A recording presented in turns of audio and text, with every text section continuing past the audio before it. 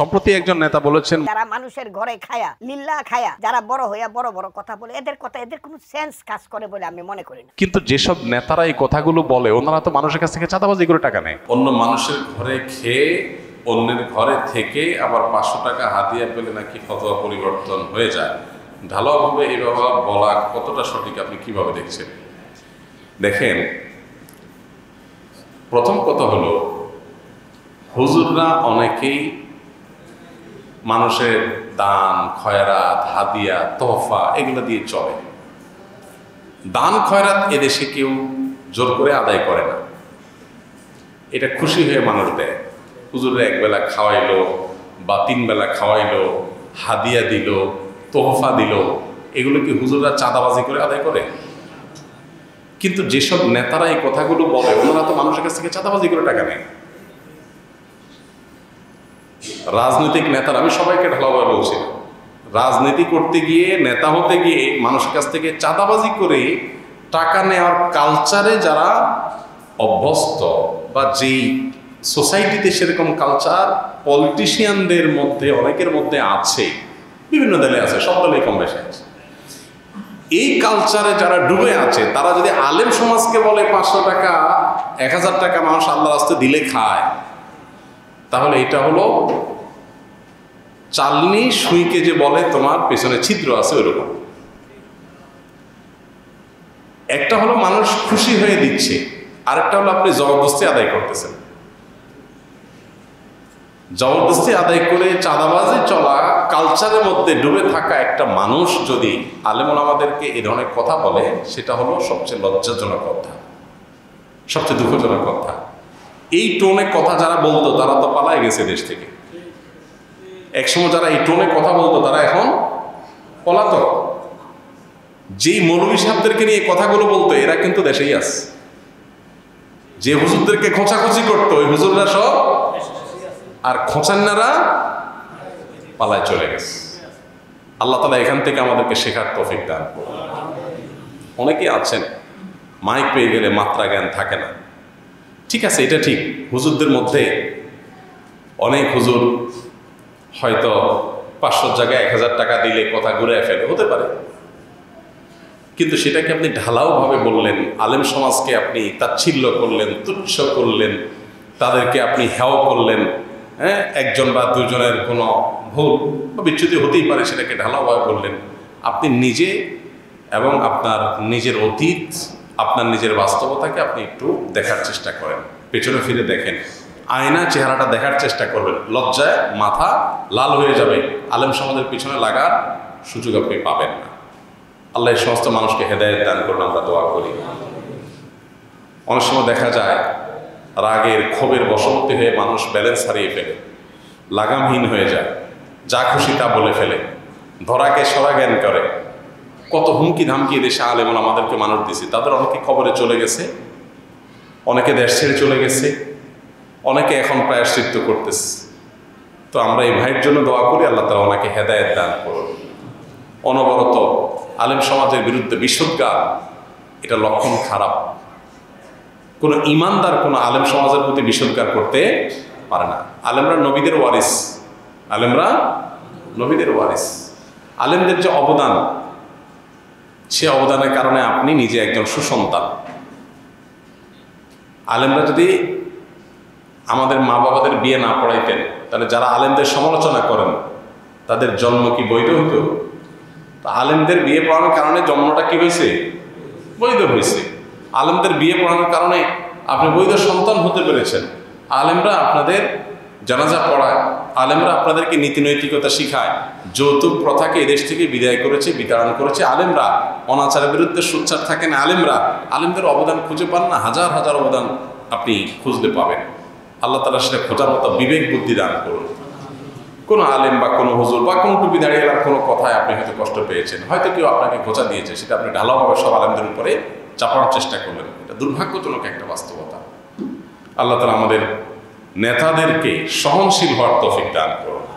কিভাবে মানুষ নেতা হয় যদি এতটুকু সহনশীলতা না থাকে? ঢালাওভাবে তার ক্ষোভ জেদ এটা উদ্গীরণ করে আলেম সমাজের উপরে, খুবই দুর্ভাগ্যজনক একটা বাস্তবতা। এদেশে আলেমদের প্রতি মানুষের যে সম্মান, এই সম্মান অন্য কোনো সেক্টরের মানুষের প্রতি নেই। অনেক পয়সাওয়ালা, ক্ষমতাওয়ালা নেতা, তাদেরকে মানুষ সম্মান করে ভয়, আর আলেমদেরকে যে সম্মান করে সেটা হলো ভেতর থেকে, স্বতঃস্ফূর্তভাবে। অতএব আলেমদের দেখে হিংসা হলে তাদের মতো চরিত্র অর্জন করেন, তাদের মতো হওয়ার চেষ্টা করেন, তাদের খোঁচাখুচি করে লাভ নেই। ক্যাবলার দিকে পা দিলে কি গুনাহ হবে? ক্যাবলার দিকে পা লম্বা করে কেউ ঘুমাইলেন, শুইলেন, বসলেন, এটা গুনাহ হবে কিনা? এই বিষয়ে ওলামায়ে আহনাফের মতে এটা মাকরুহ, অনুচিত। কেবলার প্রতি সম্মান প্রদর্শনের অংশ হিসেবে এটা করা উচিত নয়। কারণ নবী করিম সাল্লাল্লাহু আলাইহি সাল্লাম কেবলার দিকে ফিরে পেশাব পায়খানা করতে নিষেধ করেছেন, পরিষ্কার হাদিস রয়েছে। এটা কেন নিষেধ করেছে? নিশ্চয়ই কেবলার প্রতি সম্মান প্রদর্শনের খাতিরে। সো পাও লম্বা করে কেবলার দিকে যদি আমরা বসি, তাহলে কেবলার দিকের বা কাবার প্রতি বাহ্যিক দৃষ্টিকোণ থেকে অসম্মান হয়। আমাদের সমাজে কারোর দিকে পা লম্বা করে বসলে এটা তার প্রতি অসম্মান এবং অবজ্ঞা প্রদর্শন হিসেবে বিবেচনা করা হয়। মোটা দাগে যেহেতু কাবার প্রতি সম্মান প্রদর্শন করার বিষয়টা প্রমাণিত, বিধায় কাবার দিকে ইচ্ছাকৃত কোনো কারণ ছাড়া পাও দিয়ে বা লম্বা করে বসাটাও অনুচিত এবং আদবের খেলাফ। যদি এ ব্যাপারে সৌদি আরব ওলামায়ে কেরাম তথা অন্যান্য ওলামায়ে কেরামের মত ভিন্ন, তারা বলেন যে না, কেবলার দিকে পা দিয়ে বসলে কোনো অসুবিধা নেই, কারণ কোনো হাদিসে আসলে এটা নিষেধ নেই। কোরআন হাদিসে কোথাও আলাদা করে পেশাব পায়খানা করা নিষেধ আছে, কিন্তু পাও দিয়ে বসা যাবে না এমন কোনো কথা নাই। অতএব এটাতে অসুবিধা নেই। তো দুই পক্ষেরই যুক্তি আছে, প্রমাণ আছে। ইজতিহাদি বিষয়, সতর্কতা এবং অধিকতর নিরাপদ মত হলো যে কেবলার দিকে ইচ্ছাকৃতভাবে পা না দিয়ে বসা, কেবলার প্রতি সম্মান প্রদর্শনের জন্য। আমরা 3 ভাই 3 ভাগে কোরবানি দিই। এক ভাইয়ের অবস্থা ভালো, তাই সে বেশিরভাগ টাকা দেয়, আর আমরা অল্প কিছু পরিমাণ শরিক হই। তাহলে কি আমাদের কোরবানি আদায় হবে কিনা? এটা একটা গুরুত্বপূর্ণ প্রশ্ন। কোরবানি দেওয়ার ক্ষেত্রে বিশেষ করে যখন ভাই ব্রাদাররা মিলে কোরবানি দেন, তখন এরকম পরিস্থিতি তৈরি হয়। একটা গরুর দাম ধরুন 70,000 টাকা, তো এক ভাই তার উপার্জন অনেক কম, সেজন্য সে 5,000 টাকা দিচ্ছে, আর বাকি টাকা যেটা আছে সেটা হয়তো বাকি ভাইরা দিচ্ছে। কোরবানি হবে কিনা? উত্তর হলো কারণ কোরবানি হবে না। কোরবানিতে যে কোনো একটা পূর্ণ অংশ নিতে হবে। 7 ভাগের একটা পরিপূর্ণ অংশ, 7 ভাগের 1 ভাগ, 7 ভাগের 2 ভাগ, 3 ভাগ, 4 ভাগ, সর্বনিম্ন 1 ভাগ নিতে হবে।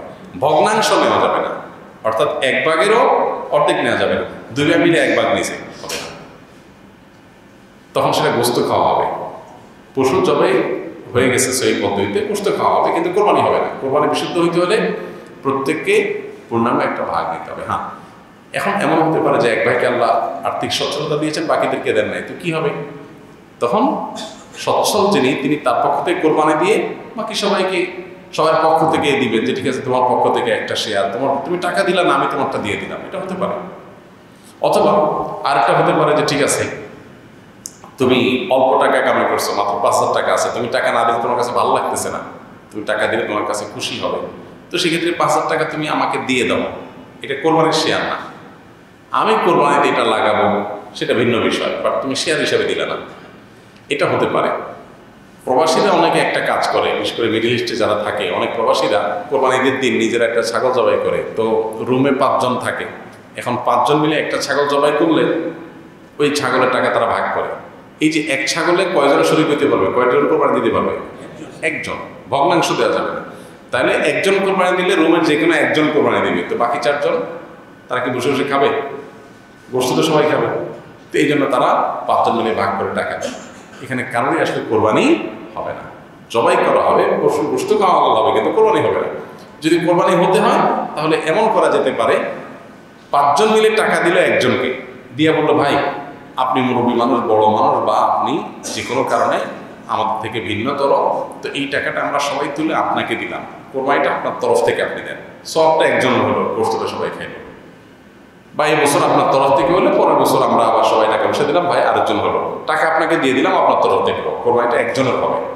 ঠিক একইভাবে গরুতে ভগ্নাংশ, এটার ভাগ এভাবে আপনার শরীক হওয়া যাবে না, পূর্ণাঙ্গ একটা অংশের শরীক হতে হবে, তারপর কোরবানি নিষিদ্ধ হবে। বর্তমান জামানায় ইসলামিক গজলের মধ্যে বিভিন্ন থাম্বনেল ইউজ করা হয়, যা অনেকটা গান বাদ্যযন্ত্রের মতো। যা অনেকটা বাদ্যযন্ত্রের মতো। এই ধরনের গজল শোনা বা অনলাইনে রিলিজ দেওয়া যায় যাবে কিনা? থাম্বনেল যেটা, এটা তো একটা পিকচার, এখানে বাদ্যযন্ত্রের ছবি দিলেই ওটা শোনা হারাম হয়ে যাবে না। যদি ইসলামী গজল বা গানের কথাগুলোর ব্যাকগ্রাউন্ড সাউন্ডের মধ্যে যদি কোনো মিউজিক থাকে, মিউজিক বাজে সূক্ষ্মভাবে, তাহলে সেটা শোনা না যায়, গুনাহ, শোনা যাবে না। থাম্বনেলের মধ্যে ছবি কি দিচ্ছেন না দিচ্ছেন, থাম্বনেল একটা তবলার ছবি দিয়ে দিলেন, কিন্তু ভিতরে প্লে করার পরে ভিডিওটা স্মুথ একদম খালি গলা গাওয়া হয়েছে, সেখানে কোনো মিউজিক্যাল ইনস্ট্রুমেন্ট ব্যবহার করা হয়নি, তো ওটা হারাম হবে কেন? মিউজিক শোনা হারাম, মিউজিকের ছবি দেখা কি না দেখলে হারাম হবে না। বিধায় আপনার থাম্বনেলের ছবি কি আছে না আছে এটার জন্য ভিডিও হারাম হবে না। তবে হ্যাঁ, আজকাল অনেক আপনার গজল, ইসলামী সঙ্গীত বের হয়েছে যেগুলোতে সূক্ষ্মভাবে মিউজিক আছে, আপনি একটু মনোযোগ দিয়ে শুনলে বোঝা যায় যে মিউজিক ব্যবহার করা হয়েছে, সেগুলো শোনা হারাম। এগুলো আপনার খুবই সূক্ষ্মভাবে মানুষকে হারামের দিকে নিয়ে যায়। আমরা হয়তো ইসলামের কথা শুনে, আল্লাহর কথা শুনে, কোরআনের কথা শুনে, ভালো কথা শুনে আমরা এগুলোকে শুনি, কিন্তু নিজের অজান্তে আমি হারামে লিপ্ত হয়ে যাচ্ছি। এগুলো আমাদের সতর্ক থাকতে হবে। ফ্রেশ খালি গলা গাওয়া হয়েছে এবং সেখানে মিউজিকের কোনো ইনস্ট্রুমেন্টের ব্যবহার করা হয়নি, শুধু সেগুলো আপনি শুনতে পারবেন। আল্লাহ আমাদেরকে আমরা তৌফিক দান করুন। জাযাকুমুল্লাহু খাইরান। সুবহানাল্লাহ।